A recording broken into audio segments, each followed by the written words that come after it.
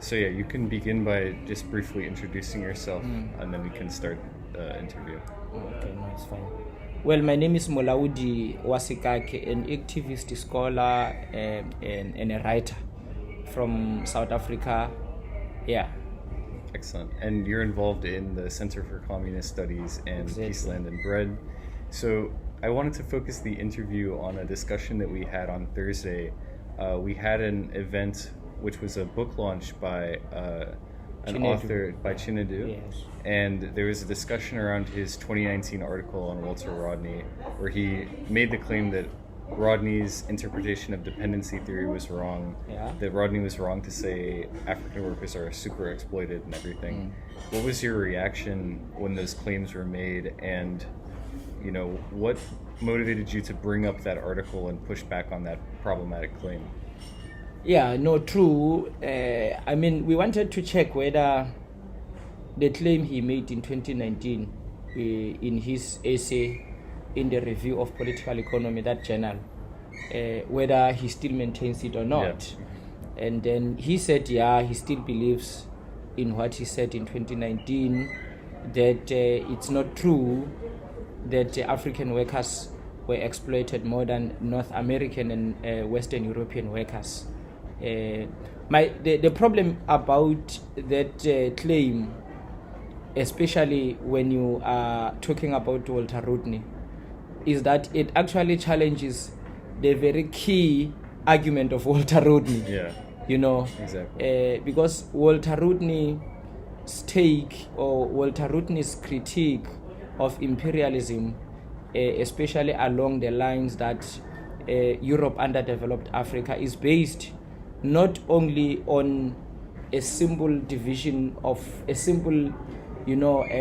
global division of labor. It is also based on the dynamics around the unity and solidarity of the working class internationally. Now the implication of Chinedu's argument is that challenges the core argument of Walter Rodney, and it's a problem.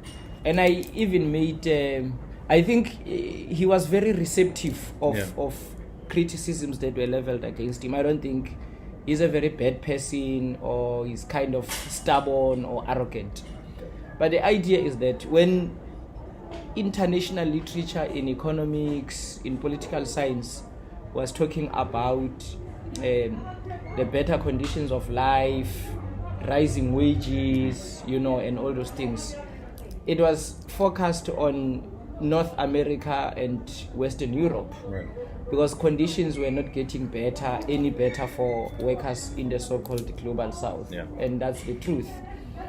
And the argument that Africa was not so industrialized to warrant a claim that the African working class was exploited more than any other working class in the globe, it's a bit misplaced, because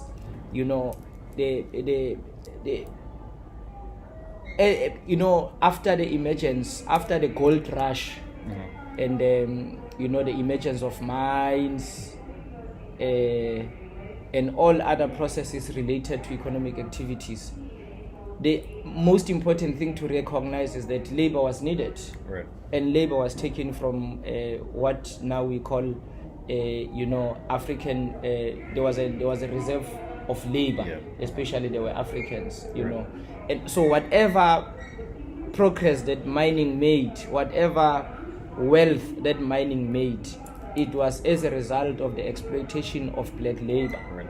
And the whole idea of proletarianization, where people were dispossessed of their means of life and they were turned into wage workers, is the constitutive part of an argument that there was a certain category of workers that was exploited, and history is there to prove that it's African black workers who were exploited, and the proceeds were taken overseas to resolve social and economic contradictions. And most importantly, the bourgeois power structure of Western Europe and North America used that to bargain with its working class, to say, look guys, fine, let's minimize the tension amongst ourselves we are going to give you better wages, we are going to improve the conditions of work. Right. That's it. Yeah. That is the long and short of it. So what is happening is that it's a labor aristocratic element of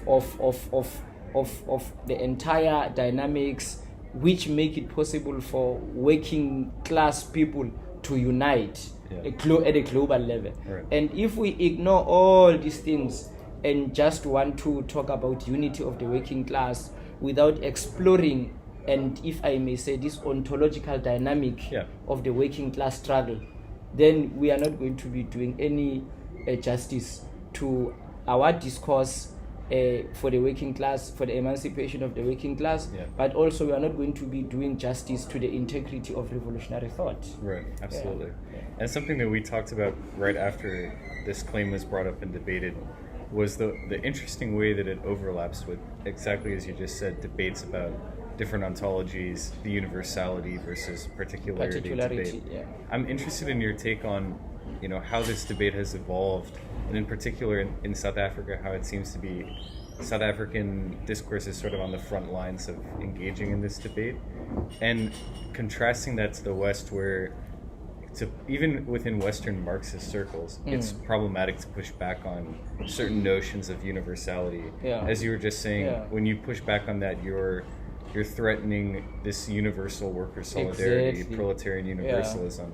But as you're saying, I think more instructively, that's actually a way to instead show the true path towards solidarity, which is an anti-imperialist one or whatever. True. I think, this is the limitation of working class scholarship in general, and also and therefore the possibility for political solidarity across the board. Look, I just want to be open to you. Racial privilege cushions the white working class from the brutality of capitalist imperialism, racial privilege. While on the other hand, racial exploitation aggravates capitalist brutality when it comes to the African, working class, when it comes to the black working class. So these are the dynamics that, if we are really committed to building unity across the board, in different continents, in different spaces amongst the working class, these are the realities that we need to start with. For example, and until the ontological question basically seeks to say, until we recognize the reality that we are all human beings, there is no one inferior, there is no one superior, unless we recognize, it means the very idea of working class unity is going to remain far-fetched and not something based on authentic relations, me recognizing you as a human being and you recognizing me as a human being, and therefore undermining the racial myth that someone is superior and someone is inferior. So unless the Western the Western left, the Western Marxist, Western socialist understand and accept the reality that there is a particular dimension of our history of slavery, of anti-black racism, of settler colonialism that we need to undermine, so that it becomes the foundational basis of a working class solidarity. Then we are not going to go anywhere. Yeah, absolutely. And the pushback that was brought to that claim as well was to say the working class in the global south may be more oppressed in this kind of vague sense. And as Chinedu was giving his counter argument, saying that in the literal Marxist reading of the term exploitation, the labor theory of value and everything, of course, that and you get this argument over and over again. Like, I've encountered it as I've been doing more research about the labor aristocracy, of this consistent Euro-Marxist response, which is to say the distinction between exploitation and oppression. Exactly, which is sort of banal and contrived, and it's fascinating because there's always this point to say, well, the Western working class is more productive, so therefore they are more exploited because they produce more value, and I wonder your reaction to that claim. Wonderful. Here is the idea. This the philosophical distinction or even semantic distinction between exploitation and oppression could be important in some cases. What we have come to do is that is to develop what we call a phenomenological critique of anti-black racism, a phenomenological critique of capitalist imperialism. And by the way, this phenomenological critique is not mutually exclusive to a historical materialistic critique. But what we are doing, or what we are saying, is that particular philosophical and ideological frameworks that are used may not be or are not sufficient to capture the existential dynamics and anxieties of the working class in a colonial society. So the only thing, or one of the things that could illuminate these power dynamics is an existential phenomenological critique where people's lived encounters are laid bare beyond political and philosophical claims. Because so beyond political, philosophical and semantic claims. You get a point? So when you come across the African working class, you will encounter realities that blur the distinction between oppression and exploitation. That's it. So a lived encounter approach should in no way be mutually exclusive to a historical materialistic critique. And neither should a historical materialistic critique supplant the lived experiences and encounters of the African black working class. But when you approach it from a phenomenological point of view, a lived experience encounter point of view, you would realize that the distinction between exploitation and oppression is actually blurred. And therefore to provide a better illumination of the working conditions and of the economic and social status of the African working class. So what we need to do is to abandon a particular method of analysis and interpretation, so that we get into understanding the existential dynamics of a certain category of people that has experienced colonialism, slavery, anti-black racism, and all those things. And I think that's a proper response to these, claims being made to say that African workers, in fact, don't produce more value than and actually looking at, as we did in that seminar discussion, at the examples like the Marikana massacre, that show instead super exploitation and very naked kind of. And the other thing is that, by the way, and hence I'm talking about a phenomenological critique, is that all these things do not only go as far as wage labor is concerned. We are talking about a power structure that disturbs the entire fabric of life, not only economic life, emotional life, spiritual life. So that undermines the complexity of what it means to be human. And if we are going to use ideological frameworks that are not going to capture these existential dynamics, then we are depriving ourselves and our scholarship of the possibility to respond in an emancipatory way to certain dynamics that affect the working class in a particular area. So instead of wanting to impose paradigms and frameworks simply because Marx said, we need to check the day-to-day encounters and enrich our very own philosophical and ideological frameworks so that we respond to certain realities. And therefore, by so saying, it brings into play the dynamic between what is universal and what is particular.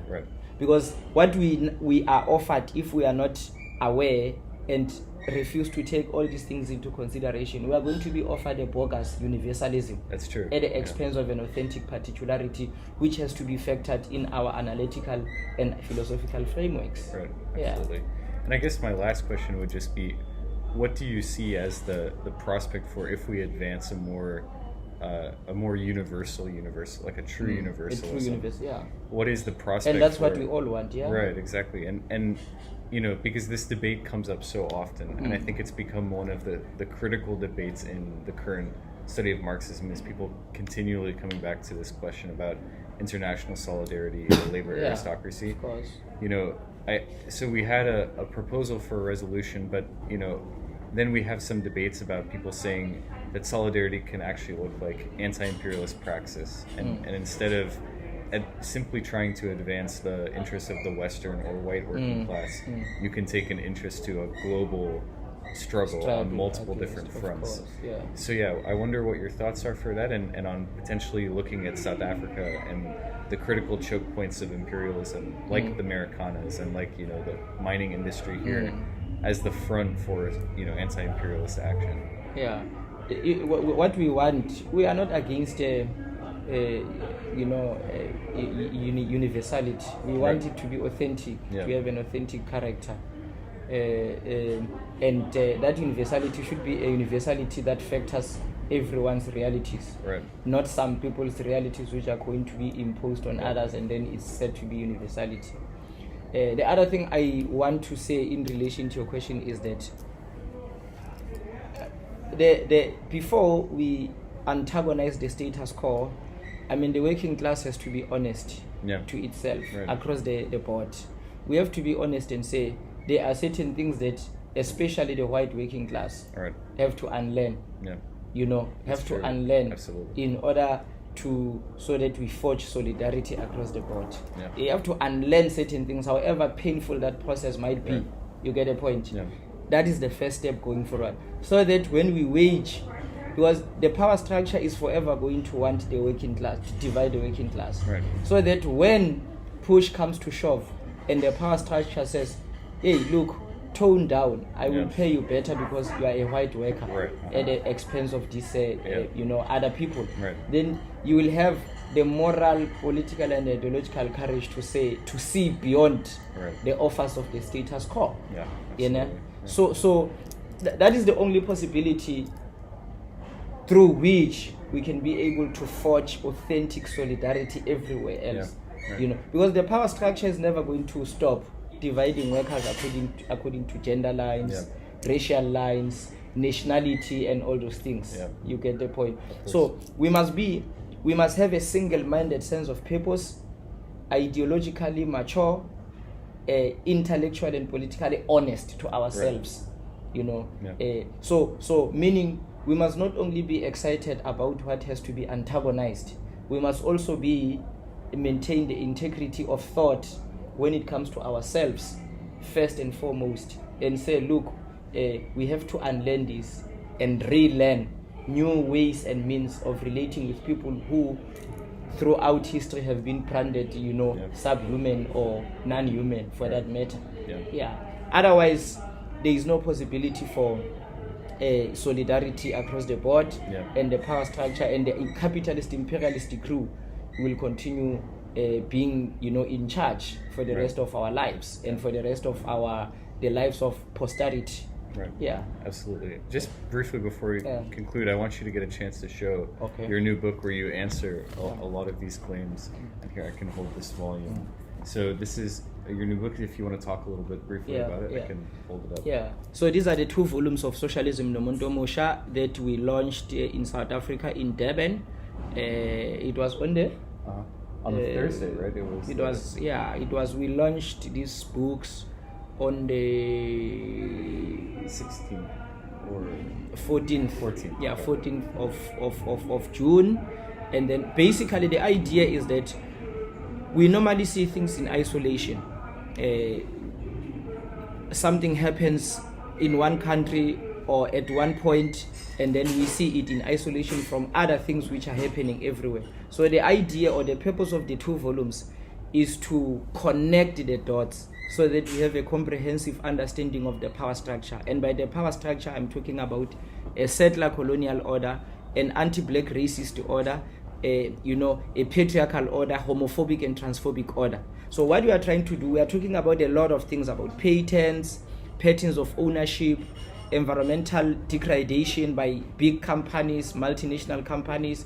We are talking about workers relying on tips in restaurants, We are talking about insurance companies refusing to process claims because they want to make more profit at the expense of customers. So we are talking about all those things that we have to understand as the working class, so that we are able to mount a proper struggle against capitalist imperialism and any other form of injustice. Absolutely. And I think you did a great job focusing on the particularities of South Africa, but at the same time the universal connecting with the struggles in Guatemala, in the US, in Britain, in Argentina, in many other parts of the world.